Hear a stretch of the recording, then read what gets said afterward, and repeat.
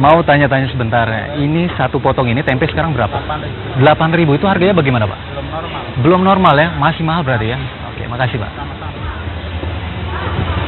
Konsumsi tempe yang mengandung pewarna tekstil sangat berbahaya bagi kesehatan. Selain merusak metabolisme tubuh, juga bisa memicu tumbuhnya sel-sel kanker. Lantas, bagaimana membedakan tempe yang berkualitas baik dengan tempe yang mengandung pewarna tekstil?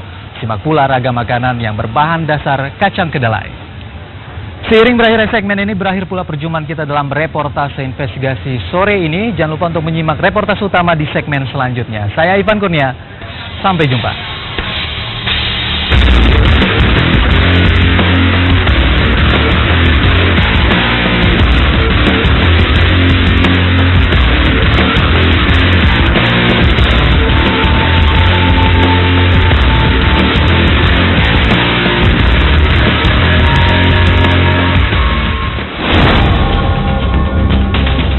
Tempe berperwarna tekstil selanjutnya kami uji di laboratorium.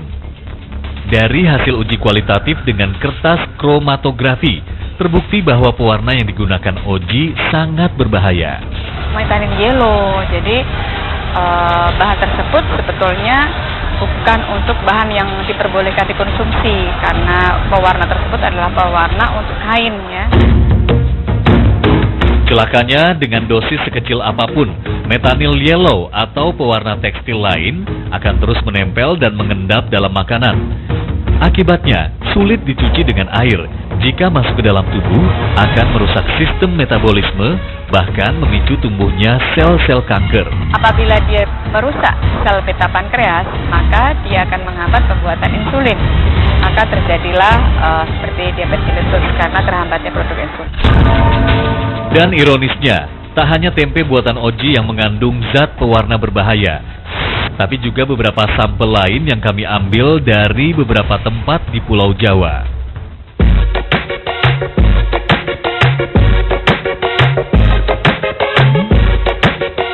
Bersyukur, di sekitar kita masih ada pembuat tempe yang jujur. Contohnya Eti, yang bahan tempenya hanya kedelai dan ragi. Ya malah kalau pakai pewarna itu malah menyolok, kan nanti malah tambah kurang apa? Iya, nanti malah meragukan. Eti membutuhkan waktu 4 hari untuk membuat tempe. Berbeda dengan Oji yang hanya semalam. Selain itu, air campuran ragi olahan Eti berwarna bening dan bersih. Berbeda dengan olahan pelaku yang berwarna hitam dan terkesan kotor. Agar Anda tidak terjebak membeli tempe berpewarna, berikut tips dalam memilih tempe. Pertama, perhatikan teksturnya. Tekstur tempe berbahan kedelai alami lembut, sementara tempe berwarna tekstil lebih padat dan keras. Kedua, warna tempe yang menggunakan pewarna tekstil lebih mencolok, sementara tempe berbahan alami berwarna putih kekuningan khas warna kedelai. Lalu, cium aromanya. Aroma tempe alami berbau segar, sedangkan tempe dengan campuran zat kimia berbau apes. Kewaspadaan terhadap tempe berpewarna tekstil ini perlu dijaga karena harga tempe relatif murah sehingga banyak pembelinya. Siapa sangka, kandungan gizi tempe ternyata mengalahkan daging yang harganya relatif lebih mahal. Kalsium untuk pembentukan tulang dan mencegah pengeroposan tulang juga banyak ditemukan di tempe ketimbang daging. Begitu pula kandungan besinya yang baik untuk mencegah anemia. Sementara kandungan lemak tempe pun jauh lebih rendah daripada daging.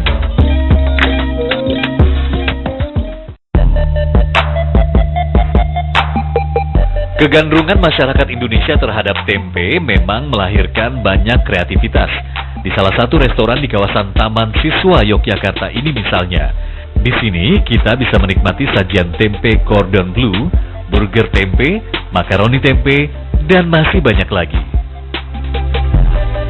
Tempe Gordon Blue termasuk salah satu yang menjadi favorit. Pembuatannya terbilang mudah. 2 buah tempe yang sudah dikukus diisi dengan daging iris dan keju. Setelah itu, tempe dilumuri dengan tepung terigu dan dicelupkan ke dalam telur dan tepung panir. Setelah didinginkan selama 1 jam, tempe bisa dimasak hingga matang. Sebagai orang Indonesia, kita jangan melupakan apa yang sudah menjadi warisan budaya bangsa, yaitu tempe. Dan karena selain warisan budaya bangsa, tempe itu lebih banyak gizinya daripada daging dan sebagainya. Jadi jangan menghindari makan tempe.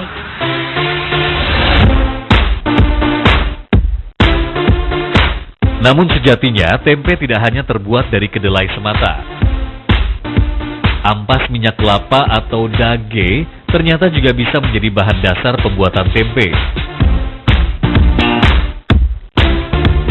Di Kabupaten Kulon Progo, Yogyakarta, kita bisa dengan mudah menjumpai makanan bernama besengek. Masih di daerah yang sama, ada pula tempe benguk. Proses pembuatan tempe benguk tak jauh berbeda dengan tempe dari kedelai. Hanya saja, untuk mengupas kulit biji benguk dibutuhkan kekuatan ekstra. Proses menginjak-injaknya harus dilakukan di sungai. Derasnya air sungai dipercaya bisa memudahkan tahap pengelupasan. Setelah itu, biji benguk tersebut masih harus digiling dengan mesin untuk kemudian diproses lebih lanjut menjadi tempe benguk. Tempe dalam variasi yang berbeda juga bisa ditemui di Kabupaten Gunung Kidul, Yogyakarta.